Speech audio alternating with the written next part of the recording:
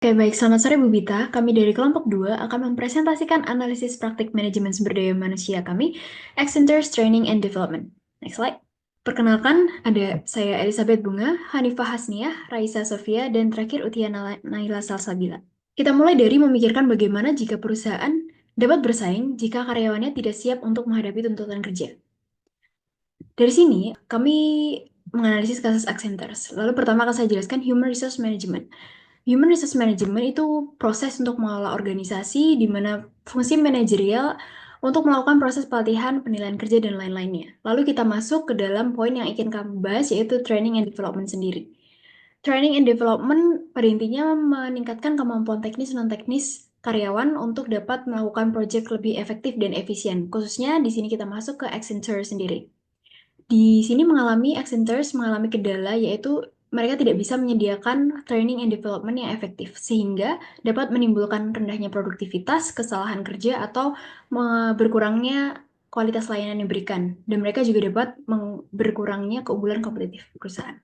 Baik, selanjutnya untuk HRM konsep dari training and development ini ada 5, yaitu employee orientation atau onboarding, kemudian ada training needs analysis atau TNA model ADDEA, kemudian ada on the job training and behavior modeling, dan ada performance management, dan juga ada strategic training. Nah, untuk HRM theories di real world practice itu ada 5 juga, yaitu orientation, on the job training and behavior modeling, training needs analysis, performance management, dan juga strategic training yang kurang lebih sama dengan yang tadi.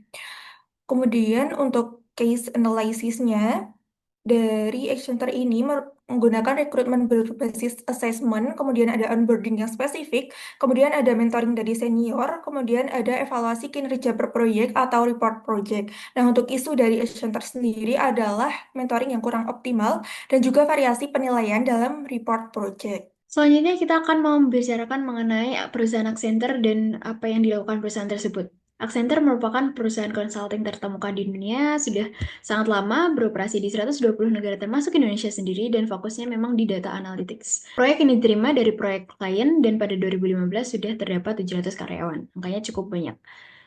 Dan apa what their employees said about Accenture? Kurang lebih mungkin ulasan yang sedikit negatif mengenai pace kerja dan a lot of work dan juga long hour project working. Too much pleasing customer di sini dijelaskan bahwa Accenture biasanya menerima proyek klien sangat banyak, pleasing customer tanpa memperhatikan kemampuan kerja dari karyawan mereka. Selanjutnya, alasan kenapa Accenture ini applies best practice, yaitu training and development, karena adanya capability gap antara kebutuhan bisnis dan juga kesiapan kompetensi karyawan baru. Kemudian ada juga ekspektasi kualitas kerja dan kebutuhan pembelajaran yang cepat. Nah, untuk isunya, seperti yang telah disebutkan tadi, yaitu mentoring yang kurang optimal dan juga inkonsistensi penilaian dalam report project. Baik, langsung saja kita analisis kasus terkait Accenture ini sendiri. Kita bertemu dengan Juan, seorang analis at Accenture. Sebagai seorang newbie, ia sedang beradaptasi dengan dinamika fast-paced project dan tentunya kualitas deliverable yang tinggi.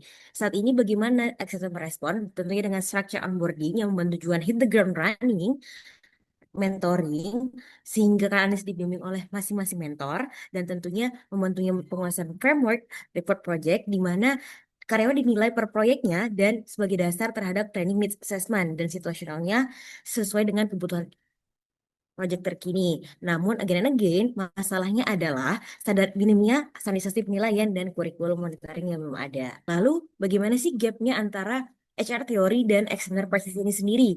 Di orientationnya sudah tepat, cenderung tepat bahwa seharusnya orientationnya itu untuk mengklarifikasi kerja dan itu sudah dilakukan oleh Accenture. Namun, tentunya ada kedalaman orientasi yang kurang. Selanjutnya ada mentoring dan on the job training di mana sudah cenderung baik dengan dibimbing oleh senior, kemudian performance appraisal yang menjadi dasar training needs analysis, di mana sudah ada report project, effective training, tentunya sudah ada dengan technical training. Namun minimnya ketiadaan kompetensi roadmap dan variasi terkait penilaian agen cenderung membuatnya minim efektivitasnya. Next.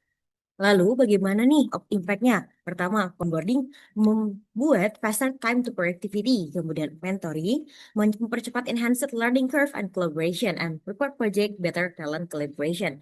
And to organization impact itu sendiri pada Accenture. Pertama, improved delivery performance, higher client satisfaction, winning talent deployment, and organizational agility. And in 2023, Accenture got the fourth best company to work in Asia. Baik, selanjutnya masuk ke dalam bagaimana Accenture ini mampu memberikan employee well-being dan juga kualitas kerja terhadap para employee-nya. Nah, yang pertama, dampak paling personal pada praktik manajemen SDM di Accenture ini dirasakan pada aspek kesehatan mental dan juga rasa kepercayaan diri dari karyawan yang bekerja. Nah, secara makro, Accenture ini merupakan perusahaan dengan pace kerja yang cepat dan juga demand yang tinggi sehingga menghasilkan agilitas atau kecepatan dalam beradaptasi. Bagi individunya, ini justru menimbulkan adanya psychology safety dan juga healthy work environment melalui adanya peran mentor sebagai penyeimbang dan juga pembimbing teknis sekaligus support system. Selanjutnya juga ada aspek fairness yang ditunjukkan dari report project melalui transparansi penilaian proyek, kemudian evaluasi konstruktif yang kemudian menumbuhkan motivasi dari para employee-nya secara internal dalam berkinerja di kemudian hari. Selanjutnya, detail lainnya adalah bagaimana dari case study ini kita mampu mengkoneksikan dengan teori-teori dari HRM sendiri. Yang pertama, sebenarnya sudah dijelaskan oleh teman saya Hadi Fasnia di slide sebelumnya, tapi yang membedakan antara praktik dan juga teori justru ada pada pengembangan yang diterapkan oleh Accenture, di mana teori menyarankan model ADDIE yang sistematis dan panjang, namun justru Accenture di sini memotongnya menjadi pendekatan agile yang fokus pada analyze, implement, dan juga bagaimana mereka memangkas fase desain untuk merespon dinamika klien yang sangat cepat, seperti itu. Next. Selanjutnya bagian penutup, bagian terakhir yaitu konklusi dan juga bagaimana kami merekomendasikan hal-hal terkait training dan juga development terhadap Accenture. Strategi P&D di Accenture ini sangat berorientasi pada kecepatan adaptasi atau agility untuk merespon dinamika klien. Yang pertama, kekuatan untuk dipertahankan adalah rekrutmen yang singkat berbasis assessment dan juga metode learning by doing melalui mentoring yang mempercepat job readiness dari para employee-nya. Selanjutnya ada report project yang menjadi praktik evaluasi yang sangat sinergis. Selanjutnya ada juga areas of improvement yang perlu ditingkatkan dari P&D di Accenture ini. Yang pertama adalah dualitas beban kerja mentor, yang selain menjadi mentor, mereka juga harus memiliki beban kerja sendiri, mengurusi proyek-proyek lain, sehingga pemastian kualitas pendampingannya masih harus ditingkatkan lagi. Selanjutnya juga ada konsistensi objektivitas penilaian antar manajer yang oleh narasumber kami, Juan, sempat mention. Selanjutnya, yang terakhir adalah demand yang tinggi dan juga waktu yang terbatas dari para pekerjanya serta para manajernya mampu menjadikan adanya potensi mismatch atau positioning yang salah di pekerjaan. Rekomendasi improvement atau rekomendasi apa sih yang bisa kita tawarkan kepada Accenture adalah yang pertama standarisasi dan juga kalibrasi penilaian. Ini digunakan untuk membuat penilaian yang baku terhadap employee baru melalui rubrik penilaian untuk project lead. Selanjutnya juga ada inisiasi sesi kalibrasi yang kemudian dilanjutkan dengan bagaimana formalisasi struktur mentoring itu sendiri. Struktur mentoring harusnya dibagikan para mentor dengan sebagai job yang memiliki chargeable hours sehingga menjadi jam kerja yang produktif dan juga tetap beneficial terhadap mentor. Grup mentoring juga dapat menjadi salah satu alternatif untuk efisiensi waktu yang dikenakan pada para employee dan juga mentor. Selanjutnya ada yang terakhir, sistem alokasi berbasis minat, di mana pencatatan skill teknis dimulainya itu harusnya tidak hanya terkait dengan skill teknis saja, tapi juga bagaimana profil minat belajar dari para employee sehingga mampu menjadi database yang menguntungkan bagi company pada umumnya. Next. Bahkan adanya visualisasi dari Bagan, bagaimana Accenture mampu menerapkan praktik-praktik rekomendasi kami menjadi suatu praktik-praktik yang dapat mudah diterapkan. Dari current state, kemudian intervensi, masuk ke dalam bagaimana 3 rekomendasi kami diterapkan, hingga menuju ke desired state, di mana hasil akhirnya adalah penilaian objektif dan juga adil. Selanjutnya, dukungan karyawan yang konsisten, atau menciptakan well-being yang maksimal, serta retensi dan motivasi dari para employee baru. Seperti itu. Ini merupakan slide terakhir. Kami semua mengucapkan terima kasih kepada Bu Bita yang sudah menonton hingga akhir. Semoga materi kami dapat diterima dan juga bermanfaat ke depannya. Terima kasih banyak.